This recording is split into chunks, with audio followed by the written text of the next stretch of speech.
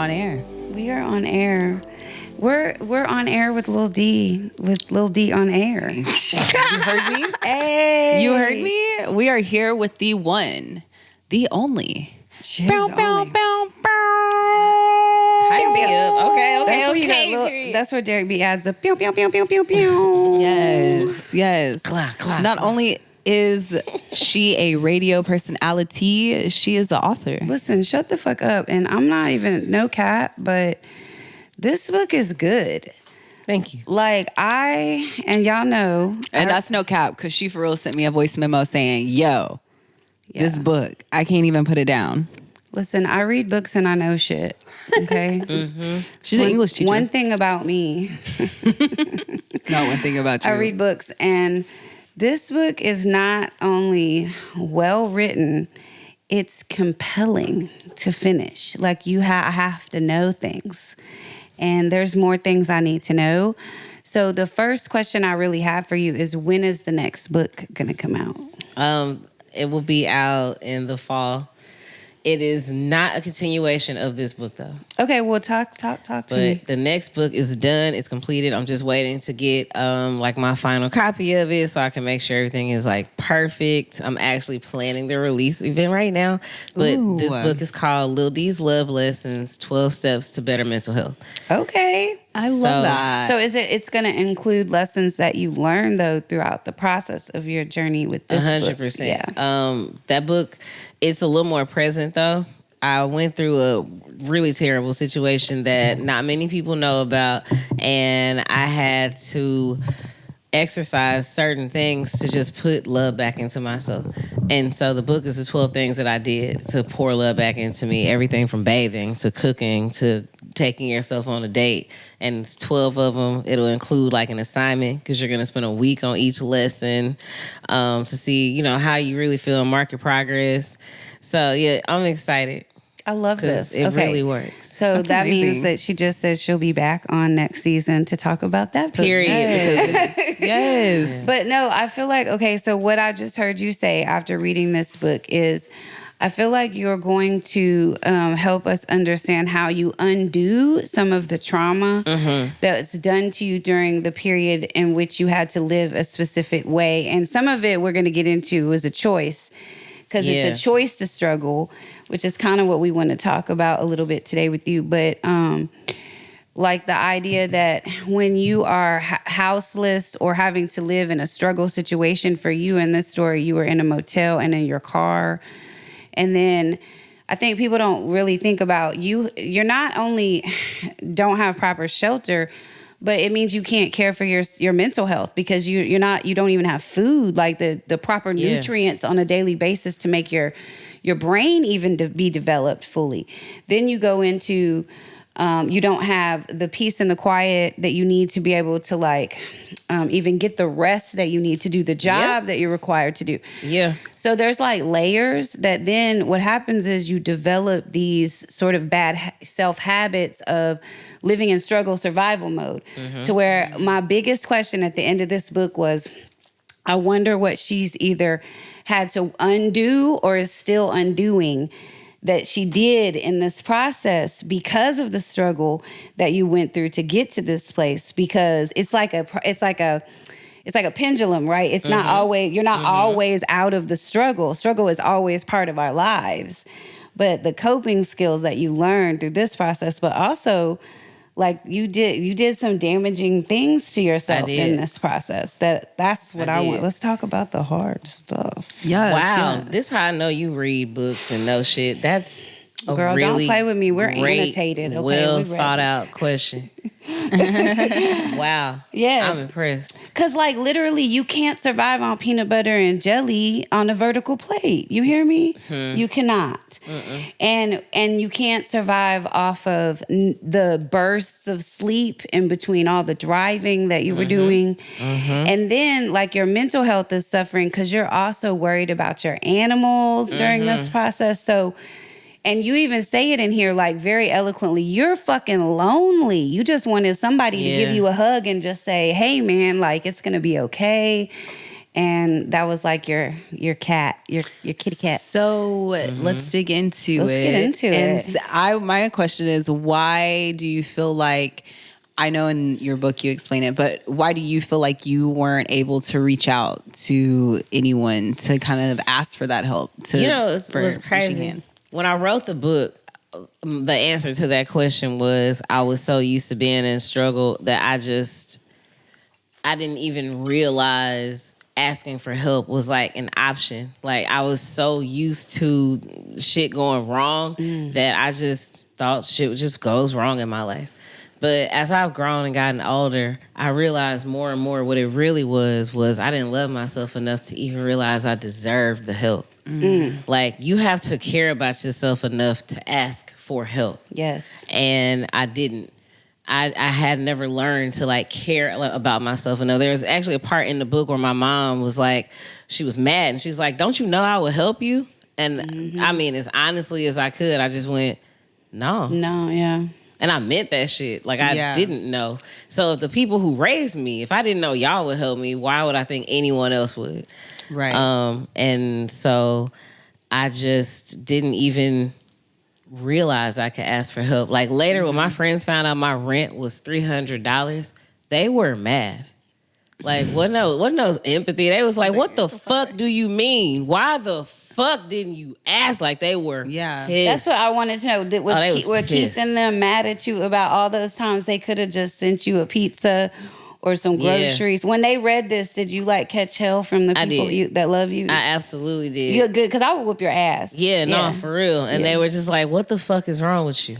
So I think that's a thing though, because there's a lot of us. I think this is kind of becoming such a thing because social media maybe we only show the highlights, so we're afraid to be vulnerable with our lowlights, and because the highlights sell, right? So it's like so many people are getting used to secluding themselves whenever we're in like these spots, right? So what was it exactly?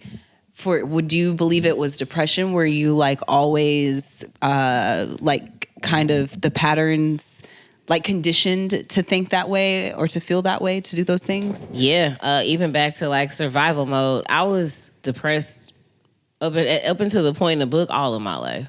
Like I had always been depressed. I was raised by depressed people, and so much shit happened. Hell, in the book, I was just always, even if it was a little bit happier, I was always just generally depressed and surviving. I was raised like to survive. We weren't raised to thrive. We were raised like to get the bare minimum, and that's it. And you better hope you got that, and we'll see.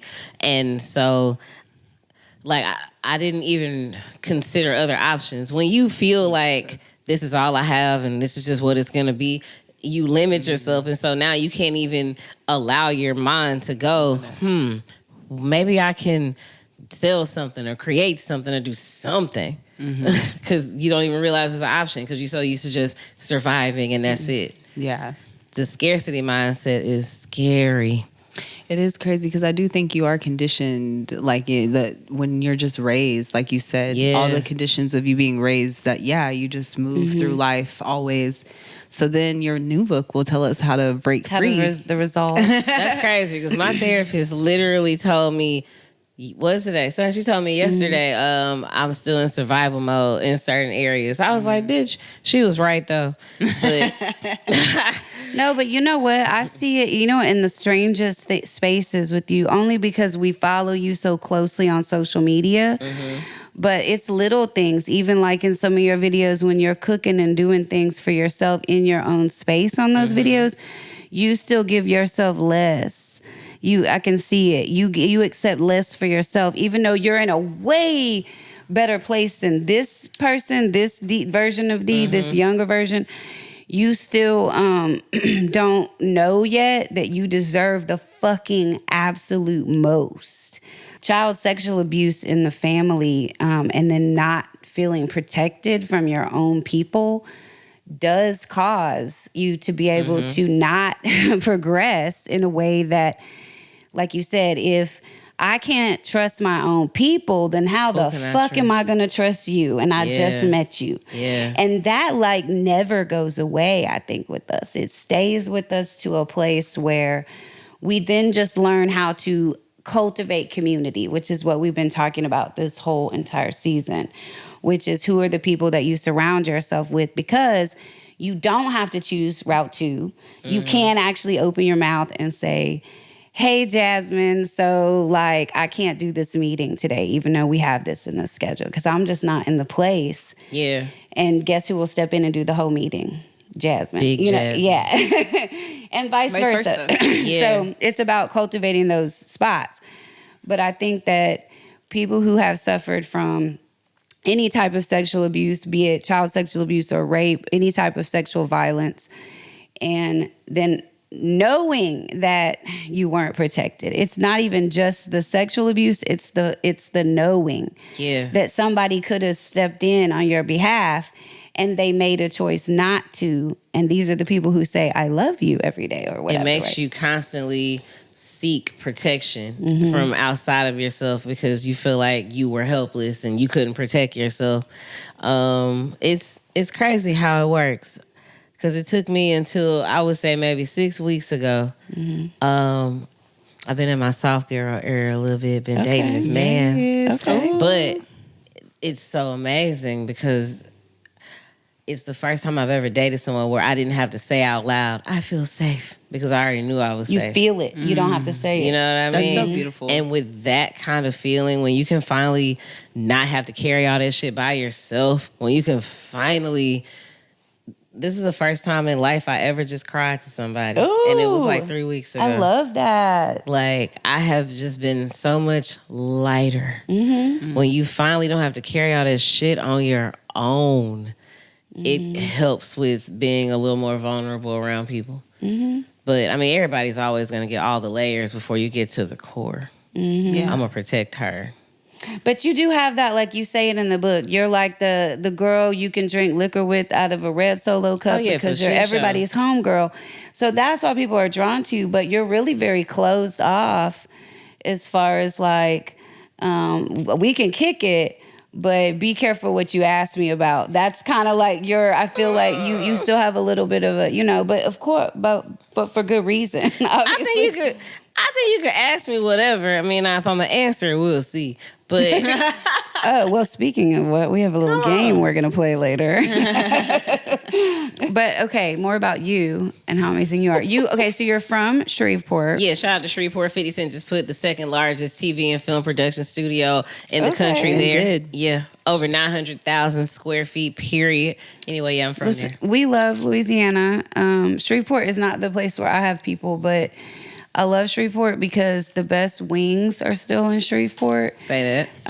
The wingman, I don't know if he's still there, but shout out to the wingman in Shreveport. Southern Made Donuts and Southern Classic all day. And shout out to Terry's Liquor, R.I.P. Terry. Okay. Listen, Southern You're Made like is a the real best Shreveport donuts. girl. Period. See, I be trying to put people on. Period, poo. Anytime you eat it, it's like, oh my God. It melts in your mouth. Can't believe literally I ever melts. ate another The donut. glaze is undeniable. Yeah. This Cold, is not an ad for them, but if they'd like to temperature. sponsor us, Definitely please. not gluten free. No, we're gonna work Or on that. probably vegetarian. I'm gonna put that in the suggestion box. Yeah. Okay, I'ma well, see we what will they go. say. We'll go on a road trip. We'll call it a little D nut. Yes.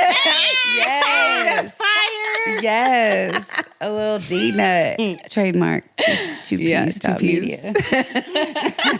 I love that. Okay, so then in this book, this is really because, like I was telling our audience, this is not your autobiography. This is just one small chapter of your life and the story of you moving from home to go to Ohio, of all places.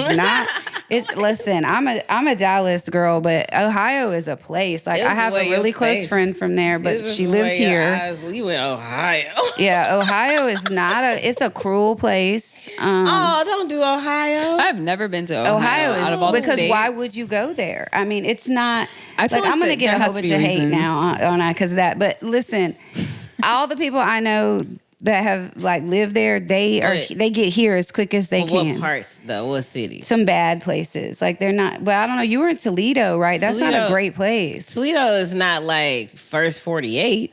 Hell, that's in Dallas. That's true. But like it was smaller, slower. 45 minutes from Detroit, so everybody was saying what up though. But it wasn't like it wasn't like like country backwood. But like I also lived in Cleveland and Columbus. I was in Ohio for 10 years. Okay. Those Cleveland are the major was dope. cities. Like LeBron played for the Cavs, you know, like celebrities downtown. And Cleveland wants to be like New York really bad. Like they want to be like the big popping city. And so everything there is faster. The fashion is up to date. Like, you know, the clubs are popping. Columbus is a bigger, whiter Shreveport. Yes. Which is like great if you are looking to settle down with your family and you want a safe place and, you know, all you care about is college football. Like, you're going to thrive there. That's for you. It's just, you know. How long were you in Ohio? 10 years. That's a long time. 3.5 years-ish in each city. Okay. When did you get there? What timeline is that? It was 2008, I got to Toledo. And I left Ohio in 2018 and came here. Got you. Okay. Got you. So, yeah, talk about that. How did you go from there to here, and how did you end up on K104? So, for people from Dallas, everybody knows K104, obviously, in Dallas.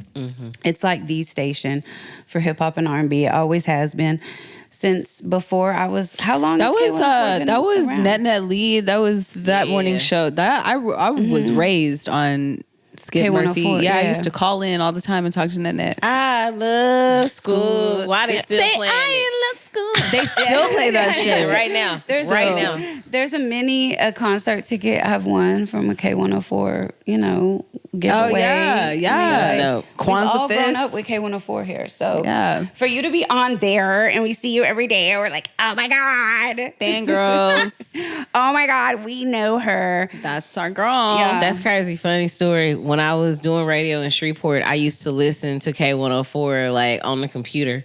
Oh my God. Yeah, my first like big radio goal, I wanted to be Cat Daddy's predecessor. Okay. Nights at K104. He can have that now. I do not want to do nights. Your job is safe. But like I always wanted to work at K104.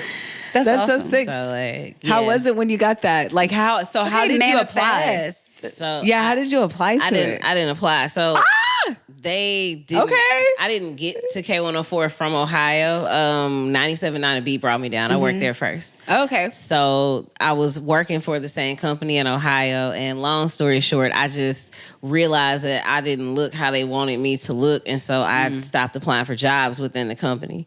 Got you. I just randomly sent Vita Loca a DM, and I was like, "Listen, I remember when you were in Shreveport. I used to listen to you. I listened to you in Dallas. Okay. Like, would you mind just listening to my stuff?" And she said, "Yeah, you know, we looking for a midday job." I had no idea because it was the same company, and I wasn't looking at them anymore. Yeah. And I was like, "What, are you for real?" So I applied. They flew me down, and when they introduced me to everybody, Vita Loca, who did not know me, never met this woman in my life, hopped up like, "Lil D, oh my God, give me a Oh hug," my God. and ran my resume down to this man. Yes. Fuck yeah. Like, she could have did that for any of her actual, like, radio colleagues. Like, for her to do that, she didn't even know me. That shit was so real. Yeah. But that's how I got to Dallas. And then I got fired about 3 years later. Okay. On April Fool's Day. So I was at home. Damn. Yeah, that shit was funny. Did you think it was a joke? Absolutely not. I already knew it. I knew what time it was. I was like, all right, cool. No, I was high when it happened on purpose. Usually I didn't smoke before work, but God told me to smoke. And so I was like, okay, that's weird, but all right, fuck it. So when they called me to fire me, I think I sent a group text to all my coworkers, like, you know, I'm just letting y'all know it was a pleasure, blah, blah, blah. And like 10 minutes later, I was like, hey, that bitch really just fired me on April Fool's Day. Nigga, that shit is hilarious. But yeah, so I was at home chilling when I got the call from K104. I was doing like content for people, writing for the Dallas Weekly. Shout out to the Dallas Weekly. Okay. And they called me and they was gassing me up for real. But they was like, "Do you have time in your busy schedule to come work for us?" And I was like, "Get the fuck, you know goddamn well I got time to come work for y'all. I ain't doing shit." So I started out on weekends and it was like 5 a.m. to 10 a.m. Midnight to 5. Oh my God. That's rough. I was exhausted. Graveyard. I think that was June, and then by September they put me on middays, Yeah. and that was 2021.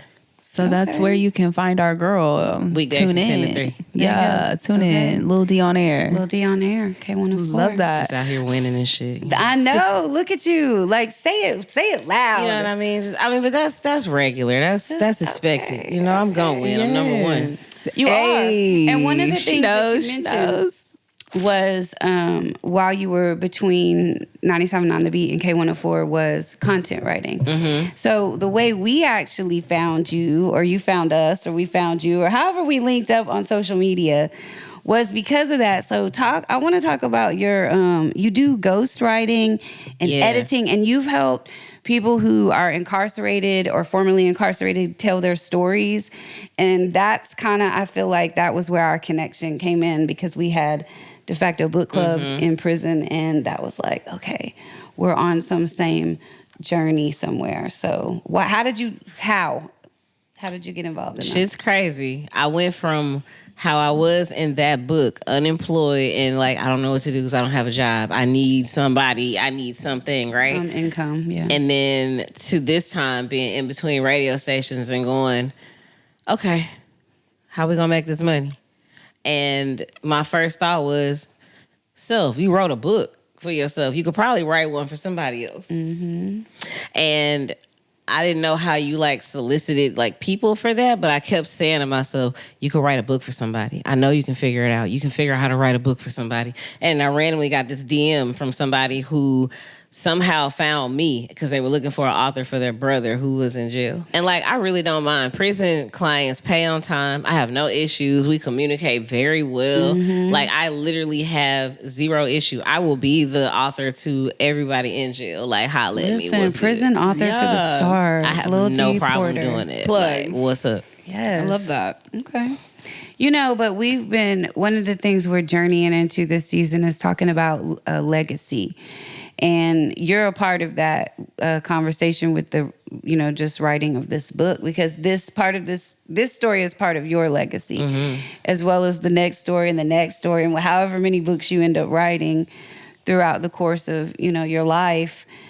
How do you see legacy in terms of what you're doing differently than maybe what you were taught legacy was, and how important you think that is as we move forward in society with people telling their stories, even when sometimes they're hard to tell and hard to read? Because there was parts of your book was like, Yeah, I haven't Damn. read that book. damn. I haven't read it as a like printed book. Really? No. Never. The whole book, you've never read it? I really think that overall my legacy is going to be loving yourself enough to love other people better. And being okay with just telling the truth. Like, the more you love yourself, the less of a fuck you give about what somebody else thinks about it. Because at the end of the day, I can't protect someone else before I protect myself. So if that's my story, that's my story. And how you feel about it has nothing to do with me. Right. Because you don't know the therapy that I've gone to. You don't know the healing I've had to do to get to a place to write that shit in words. So I hope that what I leave behind is a spirit of loving yourself 1,000%. Because the more you love you, the more you operate in love, and that's what makes the world a better place. Like, that shit corny, but really, like, that's what makes the world better. I say that's how you experience God. Even when you beat somebody ass, beat their ass in love, pick them up afterwards and be like, hey, bro, listen, I don't want to have to do that shit again, so tighten up. And I'm with you, though. Yeah. Love is really my religion. That's what I tell people. Like, even when I got to check you, I'm going to check you in love. And then let's move on. I'm gonna quote from your book. Come on, quote. I'm gonna quote you. So, and basically what you just said, I feel like this was like the takeaway from anybody who's experiencing a season of self-doubt or being overly critical about their ability to succeed or survive through a hard time. You say, this is in chapter 7, you say, it is so unhealthy to allow negative thoughts to control you. Your mind is the most powerful tool you have, and you have to use it to speak positivity and love into your life. I could have saved myself a lot of tears had I employed this routine in that motel.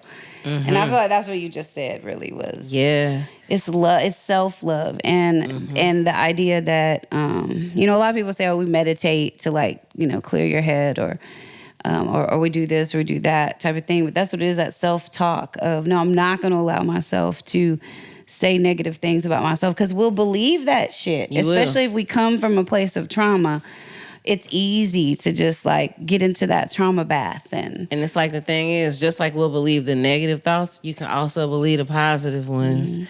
But like self-love is also a everyday, every moment kind of decision. Like self-love is taking a shower. Self-love can be doing your fucking dishes. You don't want to do them because you sad and you on the couch. But get your ass preparing up. yourself a good meal. Straight up. Yes. That's really what the love lesson is about. So what's your advice to people who feel like they ebb and flow in and out of self-love? Because I feel like even healing is not even like, it's not a straight line. We all Absolutely know that. not. No, It's we that dip into we dip in depression and out and of it. different So life how do you keep yourself in that self-love mentality? I don't even know if that's 100% possible because I mean I have a period every month and let me tell you that 1 week a month I be like, oh, I just hate it here and I don't know. Same. It's so ghetto. PBP and Yeah. But I think that even in those moments I'll tell myself, listen, I know it's just your PMS and I know we sad, and allow myself the sadness. Like fuck it, I feel kind of fat and ugly today and I don't like it, but you know what? Whatever, I'm just gonna wear a bigger shirt because that's how I'm gonna You love literally myself just today. did my self-talk this morning. Like, but it's like even in those moments, how can I be there for myself? I don't really feel pretty. Okay, well you know what? Fuck it, we won't get on Instagram today. I'm gonna just go to work. Oh, you feel bloated? Bet, put on a bigger shirt and wear a jacket because it's okay and we're gonna get through this. I think the biggest thing is remembering that you're still your best friend and you still there for you. We all have, but every day is not sunflowers and roses, and that's cool. So on the days when it's not, just still be there for yourself like you be there for your bestie who's having a bad day. Yeah. And tell yourself like, hey, listen, I know, I get it. Listen, when we get home, we're going to get some ice cream and we're going to go to bed and it's going to be all right. But just remember that I got you. It's cool.